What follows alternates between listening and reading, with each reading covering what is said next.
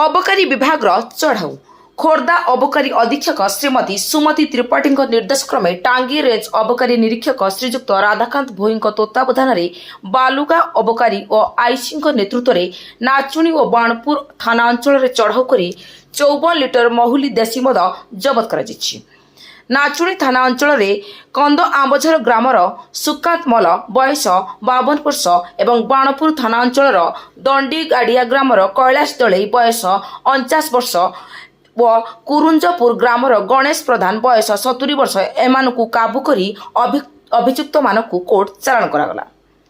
एमानक नाम रे PR number 66/2025 67/25 68/25 रे 3टी मामला रुजु करा जाई सेमानकु कोर्ट चालाण करागला। एही चढ़ाऊ रे ओआईसी सुजित कुमार मुदुली, एएसआई श्री मीनकेतन महालिक, एएसआई श्री रामचंद्र जेना, मनोज कुमार जयसिंह, श्री रंजित पटेल, सुनीता महरणा, सस्मिता सेठी, निरंजन परिडा, कालू प्रधान प्रमुख जोगदे एही कार्य को संपादित करथिले।